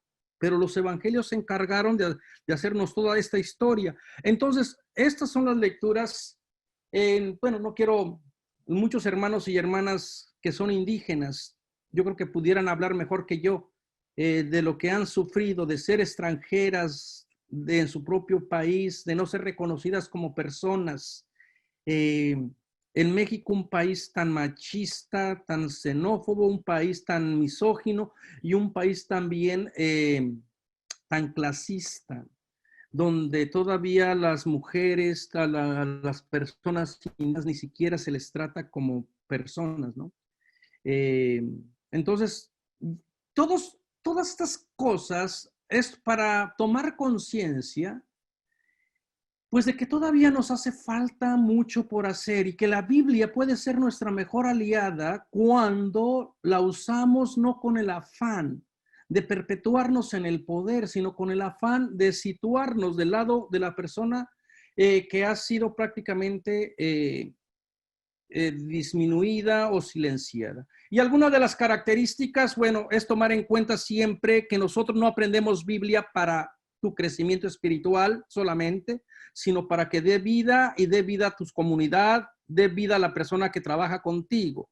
Por eso es que todas nuestras historias se encarnan dentro de la vida. No nos importa tanto si, bueno, cómo fue la Biblia, si este es un participio, un gerundio, si es el verbo aoristo, si esto y si lo otro. Eso es para los expertos. Para nosotros nos importa de que este texto me dé vida y qué tipo de Dios se manifiesta. ¿Es un Dios solidario con la creación? ¿Es un Dios que sufre con los que sufren, que llora con los que lloran? Esto es lo que nosotros celebramos, la vida. Buenas noticias para todos y para todas. No puede haber una buena noticia para un grupo si no hay buena noticia para todos y para todas. Y yo creo que está allí donde tenemos que estar haciendo continuamente nuestras luchas, porque a veces somos los defensores de las mujeres, pero a veces no somos los defensores de las minorías sexuales. Entonces, ¿que nos cuesta mucho? Pues claro que nos va a costar, porque han sido miles de años de prejuicios. Pero tenemos que aprender a decir, trae buenas noticias. ¿En dónde estaría entonces la finalidad de Jesús, no? Interpretarlo a favor de la vida y ahora a favor también de la creación. No podemos ser ignorantes a lo que está pasando con el virus. A favor de los animales, estamos nuevamente replanteándonos todos, aprendiendo de los animales, de las plantas, y ese es un proceso de conversión. Es un proceso de continua conversión y a lo mejor algunos hermanos y hermanas ya van más adelante en este sentido, otros y otras apenas estamos aprendiendo para ver que toda la creación está conectada y que todos y todas tenemos el derecho a vivir, a coexistir en paz y en armonía. Y sobre todo una hermenéutica que esté al servicio del reinado de Jesús. Antes que nada, nuestra misión es al servicio del reinado de Jesús. Y esto no es negociable. Y si en alguna interpretación entras en problema por lo que diga la iglesia, nuestro primer compromiso no es con la iglesia, es con el reinado de Jesús. Y a veces allí es donde que la iglesia debería de ser la primera que celebra esto, como regularmente lo es. Pero a veces hay momentos o sectores donde parece ser que a veces somos el obstáculo al reinado de Jesús. Bueno, me fui muy rápido. Una hermenéutica que busque diálogo con otras voces minoritarias. Muchas personas también están entrando a hacer este ejercicio que nosotros estamos haciendo. Las mujeres leyendo desde la experiencia de la mujer. El martes próximo, vamos a tener, por ejemplo, a la doctora Bárbara Reed, que es una de las pioneras aquí en Estados Unidos para la hermenéutica feminista. ¿Cómo es que ellas se dieron cuenta al leer la Biblia? Bueno, pues se dan cuenta que la Biblia fue escrita por hombres a beneficio de hombres y que silenciaron las voces de las mujeres.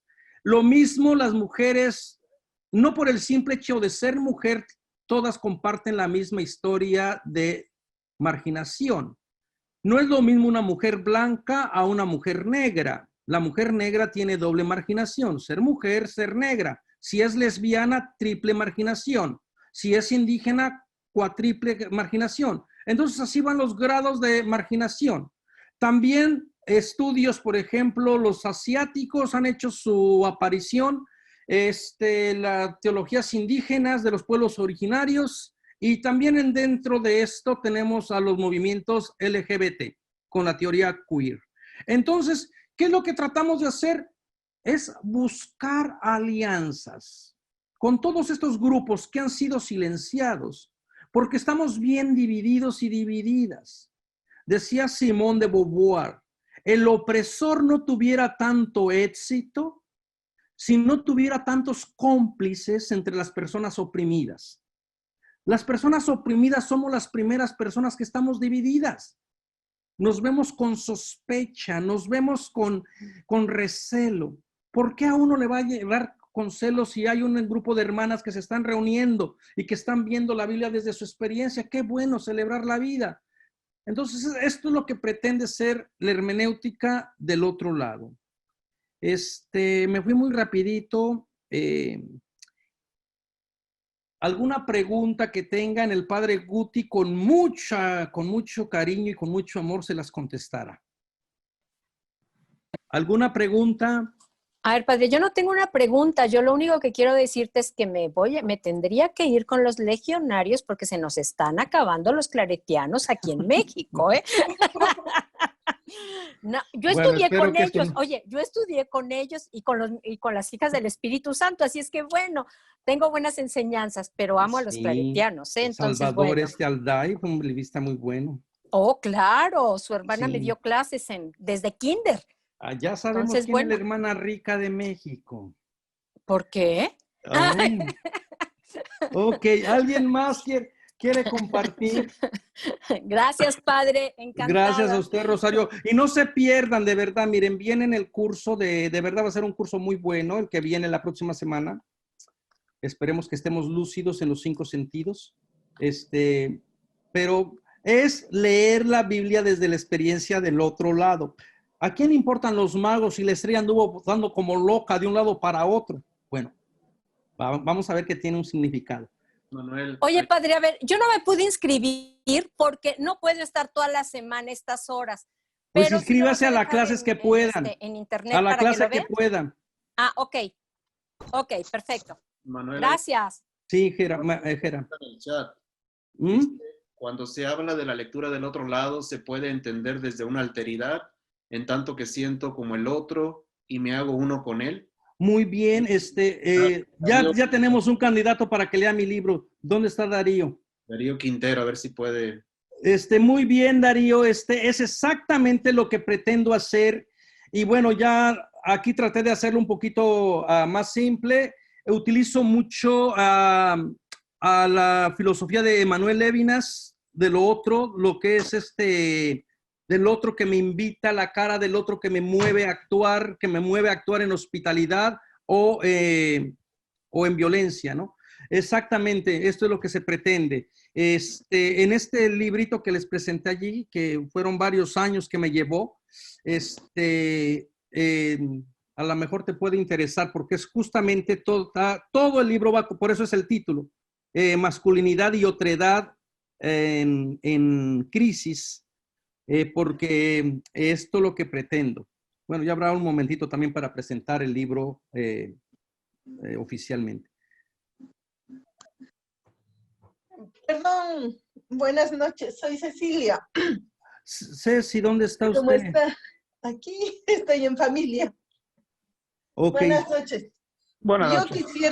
Yo quisiera decirle al padre Agustín que no sé si entendió, no entendí bien. Yo quisiera, en lo personal, decirle el concepto que yo más o menos he extraído de todo lo que ustedes nos han explicado. Entonces, yo quería decir que me diga si estoy bien o mal. Que la exégesis es irse al contexto histórico de lo que sucedió en el tiempo bíblico para de ahí extraer y llevar a la hermenéutica las enseñanzas que nos da ese texto. Sí, mire, yo he dialogado esto con Manuel y creo que entendemos las palabras bien, pero las aplicamos diferente. Ya. De mi punto, la exégesis es sacar interpretación. Entonces, cualquier interpretación que sacas del texto, estás haciendo exégesis. La manera en que lo haces es hermenéutica. Ya, la Ahora, manera en que lo hago es hermenéutica. Ahora, y es lo que le llevo a la vida actual. Eso es una manera de entender las palabras. Una herramienta sería. Otra manera de entender las palabras que es muy común, muy popular, es que la exégesis es ir al pasado, ver el contexto histórico, literario, de género, y luego la aplicación en mi vida es la hermenéutica. Ya, gracias. Sí, entonces sí es. Ceci, haga de cuenta que lo que él llamó eisegesis es lo que llamaríamos como hermenéutica. Pero sí tiene, o sea, nada más es cuestión de tecnicismos aquí. Ajá, ya, Muy bien. Gracias. Guti, te mandan saludar. Oh, saludos. Muy bien. ¿Alguien más tiene alguna otra pregunta? Cuando Guti mencionó las citas a pie de página, puso la Biblia latinoamericana. No sé, hace años atrás salió un enunciado, una comunicación que la Biblia latinoamericana, la traducción y la interpretación no era muy fiable. Entonces no sé cómo Guti pone pues la cita a pie de página de la Biblia latinoamericana. Muy bien. No es necesariamente lo que está a pie de página de esa Biblia. Lo que digo con leer las traducciones diferentes es de que conviene ver cómo la Biblia a veces es traducida literalmente o a veces es traducida con el espíritu, el sentido de las palabras. Y analizando las diversas traducciones, uno va a entender que las palabras originales son complejas y funcionan de diferentes niveles. Entonces, cuando uno lee diferentes traducciones, es simplemente para ver la complejidad de las frases, de las palabras, cómo son traducidas, y ahí darse cuenta el uso que tenía la intención del autor de usar esas expresiones o palabras. Ahora, ciertamente hay ciertas traducciones que son mejores para el estudio bíblico y hay ciertas traducciones que son mejores para llevar a la oración. Muy bien. Pero no deja de valor de leer todas las traducciones, especialmente cuando uno no tiene acceso a estudiar el idioma original, el griego y el hebreo. Ahora, si no tienes acceso de estudiar las lenguas originales, pues por eso uno lee diferentes traducciones. La Biblia, bueno, sí tiene razón, pero ese era un ejemplo. Fíjense que también nuestra Biblia de nuestro pueblo es buena. La traducción de verdad es buena, no es porque sea nuestra. Pero algunas notas de pie de página, yo le he comentado, algunas de ellas necesitarían revisarse. Esa Biblia, por ejemplo, la Biblia de nuestro pueblo, yo lo que comenté hace 20 años, quisiera ahí borrarle. Decía, no, ya no. Porque mientras uno más va aprendiendo, yo quisiera tener a la gente que le enseñé Biblia hace 25 años para decirle lo que les dije, no, ahora ya no se los puedo decir. Pero también uno va madurando. Ustedes pongan sus cartitas de cuando escribían en la primaria o en la secundaria. Nunca nos vamos a olvidar hasta la muerte. Ay, ahora te da risa, ¿no? Porque ya ni sabes ni quién era, ya ni recuerdas ni quién estaba. Pero la gente va madurando. Lo mismo sucede con estos. Pero el ejemplo es muy bueno. O sea, lean sus notas de pie de página. Y ahora, si quieren pídanle también a las personas que están en la Biblia, pues que les recomiende una buena Biblia. ¿Alguna otra preguntita?